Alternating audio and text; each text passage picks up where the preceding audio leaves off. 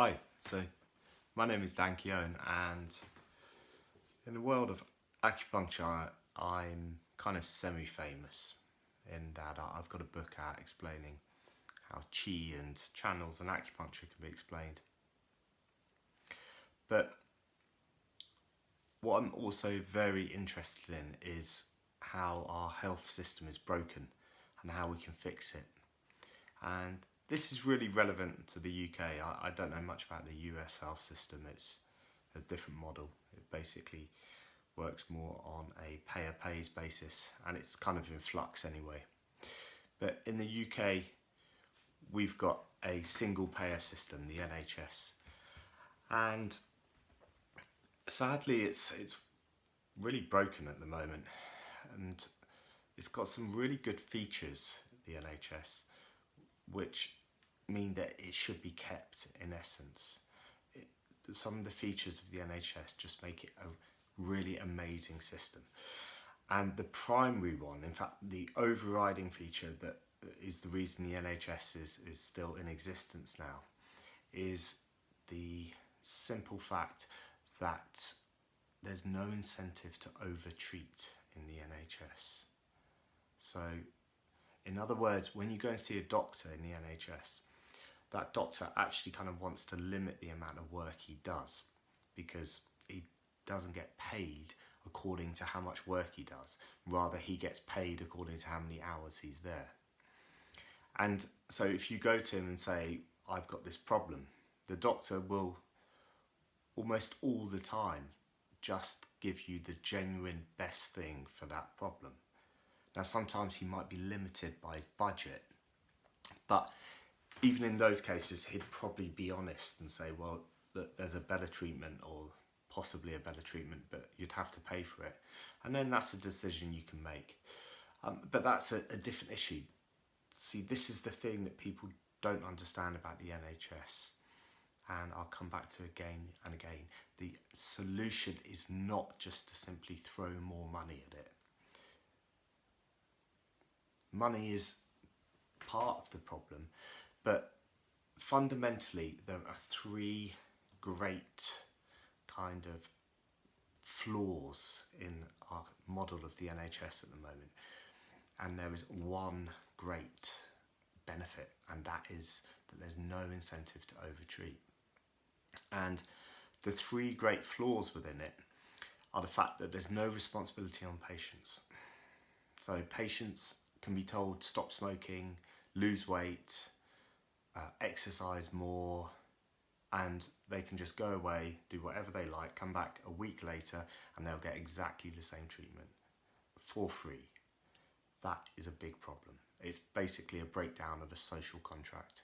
In a social contract, there should be a responsibility on the patient to try and get better, and the society has a responsibility to try and help that patient get better.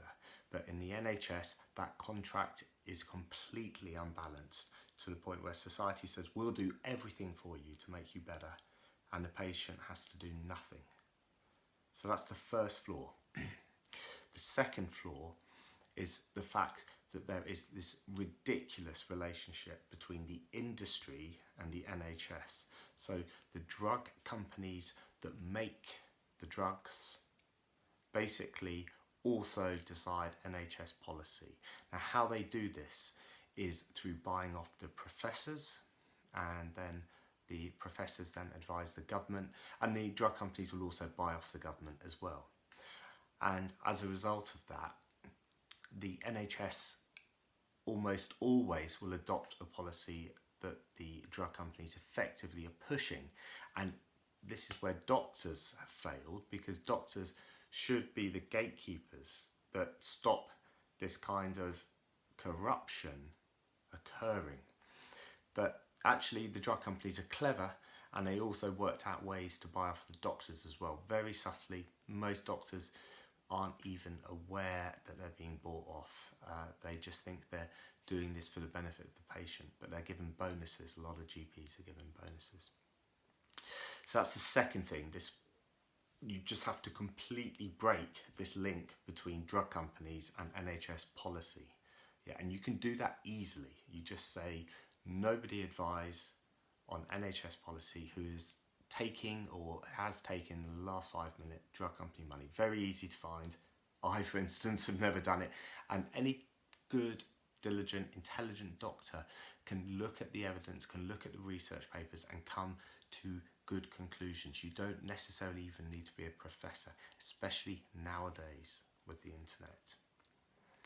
The third thing that you need to do to fix the NHS is simply cooperatize all of the NHS trusts. So there's a wonderful company called John Lewis which basically works on profit sharing. And this company exists in the corporate world. Not only does it exist, it does fantastically well. It's a great place to work because every year you get a bonus depending on how well the company's done. And this is basically a cooperative. And that's what you need to do to the NHS trusts.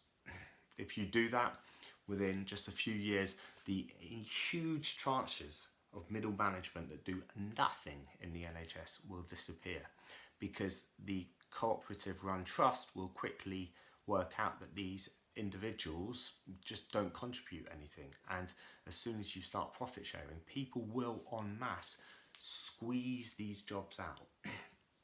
Also, you're going to get a much higher raise in quality, because the thing about cooperatising trusts is every single person there is going to be invested in making that trust run well.